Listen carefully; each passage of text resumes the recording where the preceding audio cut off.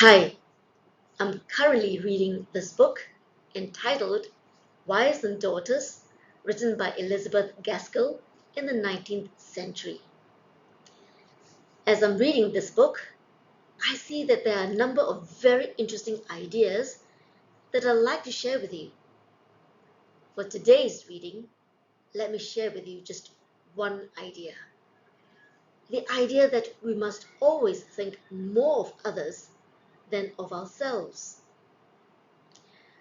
Now, I completely agree with this idea to live by, that we must always think more of others than of ourselves.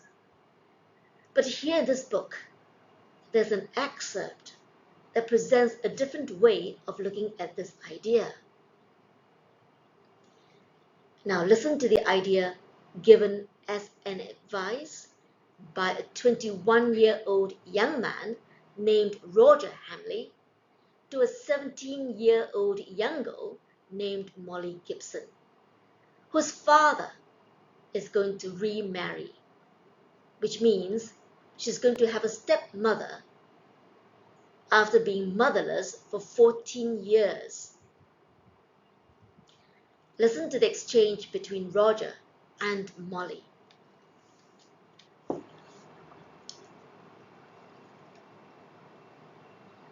Papa is going to be married again.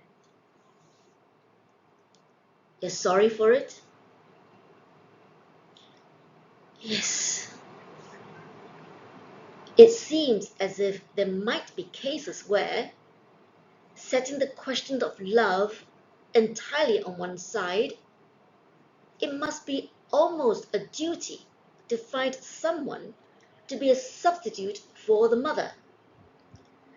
I can believe that this step may be greatly for your father's happiness. It may relieve him from many cares, and may give him a pleasant companion. He had me.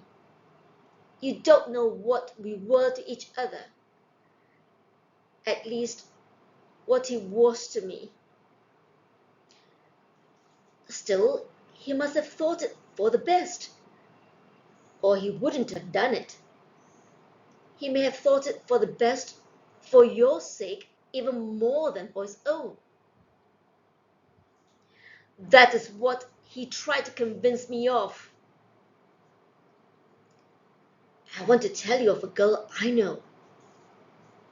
Her mother died when she was about 16, the eldest of a large family. From that time, all through the bloom of her youth, she gave herself up to her father, first as his comforter, afterwards as his companion, friend, secretary, anything you like. He was a man with a great deal of business on hand, and often came home only to set afresh preparations for the next day's work. Harriet was always there, ready to help, to talk, or to be silent. It went on for 8 or 10 years in this way, and then the father married again, a woman not many years older than Harriet herself. Well, they are just the happiest set of people I know. You wouldn't have thought it likely, would you?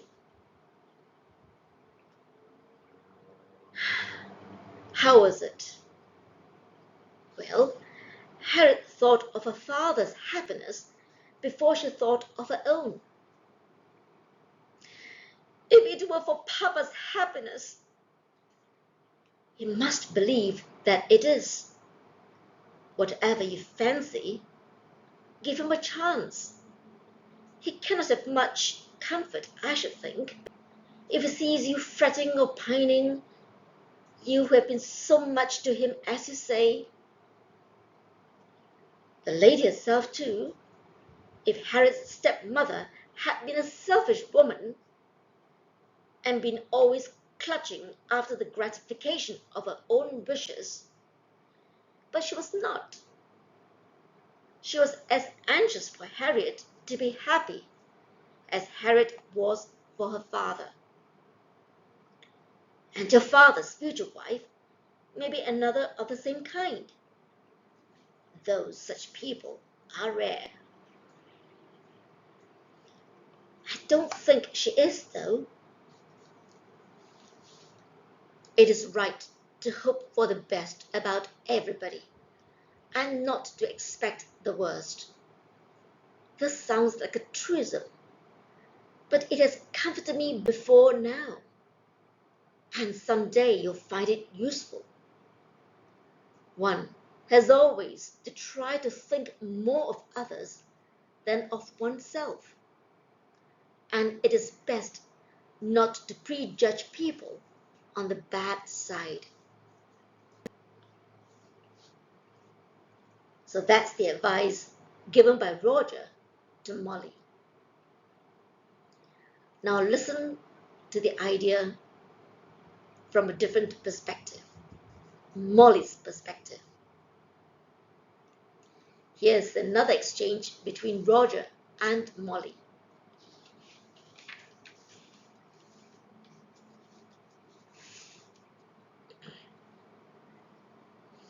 I did try to remember what you said and to think more of others, but it is so difficult sometimes, you know.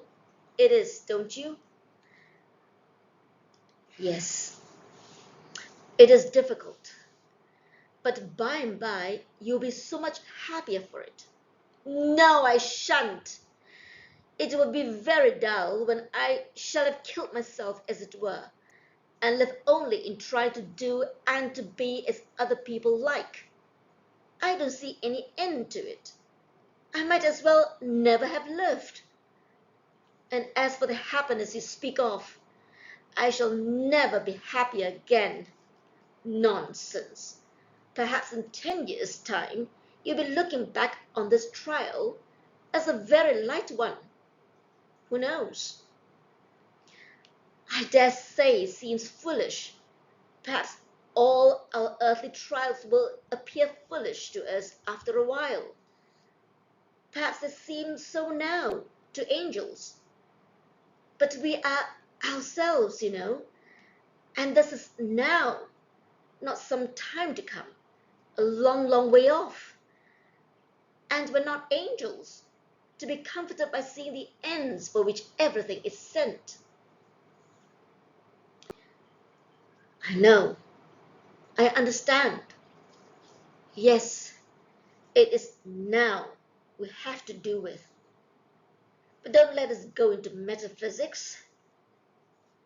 One looks forward to a mass of trials, which will only have to be encountered one by one, little by little. So that's the idea, that one must always think more of others than of ourselves. But that's the idea seen in a different light, in a different way, in Molly's perspective. Some food for thought for all of us. Thank you for listening.